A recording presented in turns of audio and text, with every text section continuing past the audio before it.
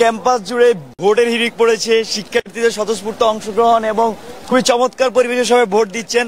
আমি ব্যক্তিগতভাবে সেটা খুবই শুভ করতেছি, কারণ ঢাকা বিশ্ববিদ্যালয়ের মধ্যে দিয়ে বাংলাদেশ আবারও গণতন্ত্রের মধ্যে ফেরত আসলো।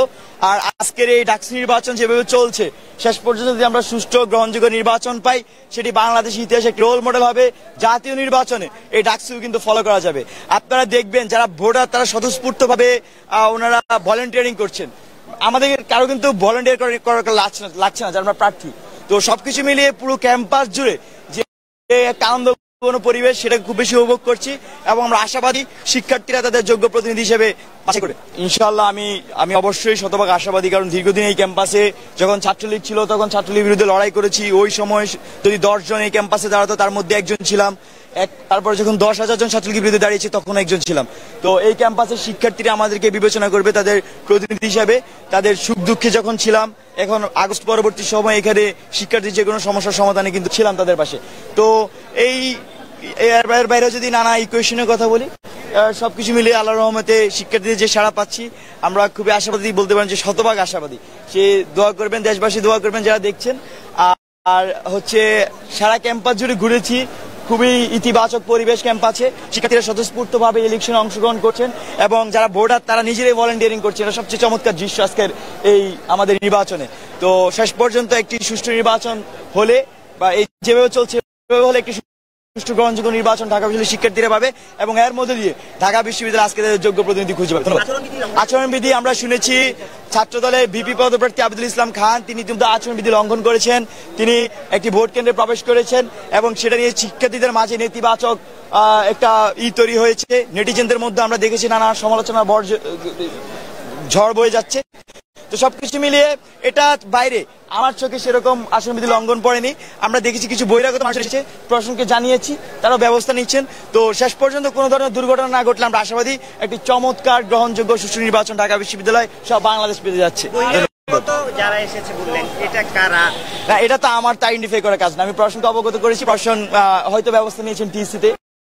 তো এখন পর্যন্ত আমার কাছে সর্বশেষ আপডেট নাই। বহিরাগতরা কি করার চেষ্টা করছে? ওনারা ভোটারদের সাথে কথা কানাঘুষা করছে, কথা বলার চেষ্টা করছে।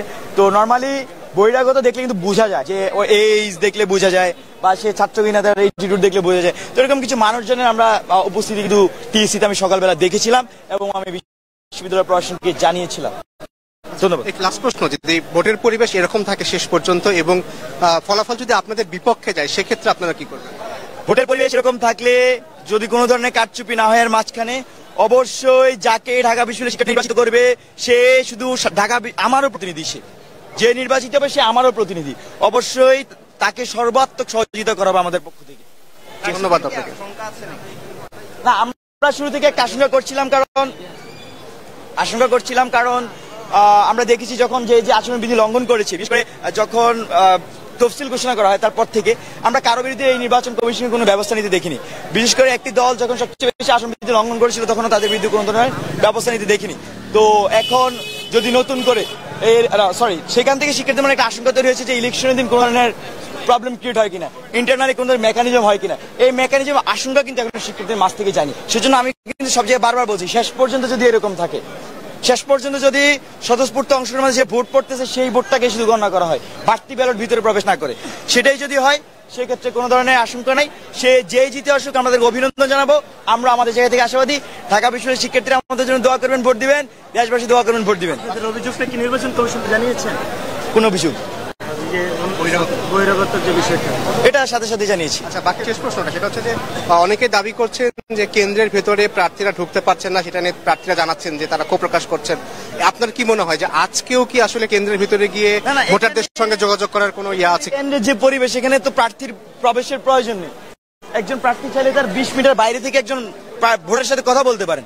শুধুমাত্র কেন্দ্রের ভিতরে ঢুকে কেন্দ্রকে একটু ম্যানিপুলেটেড করা, এটা প্রবলেমেটিক, এবং এই ধরনের মানসিকতা যে লালন করে এটাও প্রবলেমেটিক। আপনি দেখেন শিক্ষার্থীরা কিন্তু সবাই কথা বলছে, আপনার জড়িয়ে ধরছে, কেউ অগ্রিম অভিনন্দন জানাচ্ছে, নানা ধরনের মতামত, কেউ বলছে যে ভাই বাকি জায়গায় কি অবস্থা, কিন্তু ভিতরে প্রবেশ করে আমি কোনো যুক্তিকতা দেখি না। যারা এটা করতে চাচ্ছেন বা করছেন তারা আসলে আমি মনে করি ঠিক করেননি, আচরণবিধি লঙ্ঘন হয়েছে, এবং যারা ভোটার তারা এটাকে ইতিবাচক ভাবে দেখছেন না। আমি মাত্র শুনতে পেয়েছি, আমি আজকে প্রায় মনে হয় 15 দিন ধরে এটা বলে আসছি সব মিডিয়াতে, 10 থেকে 15 দিন, যেরকম কিছু হতে পারে নির্বাচনকে কেন্দ্র করে, এবং যাদের প্রশাসন সেটআপ আছে তারা এই ধরনের কার্যক্রমে লিপ্ত হতে পারে। যদি এরকম কিছু হয়ে থাকে এটা খুবই আশঙ্কাজনক।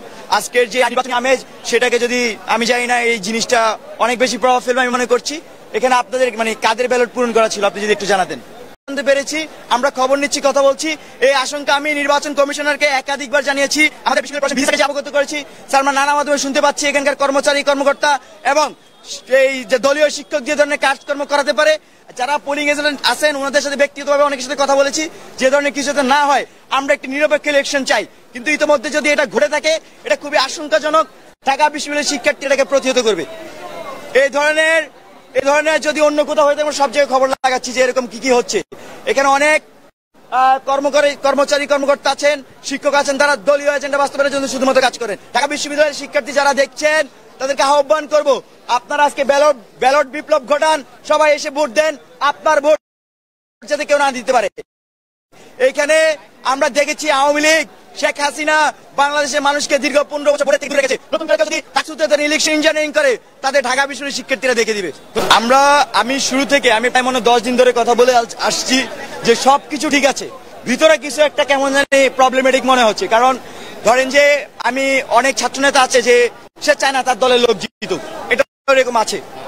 তার কারণটা হচ্ছে যে তাদের অনেক বেশি বিভাজন, অনেক বেশি গ্রুপিং।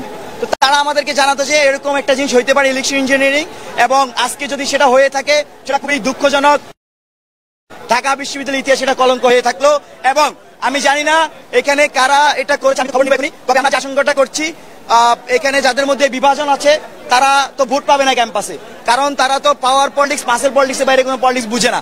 তো তারা এই ধরনের কাজ করার আশঙ্কা আমরা করছি।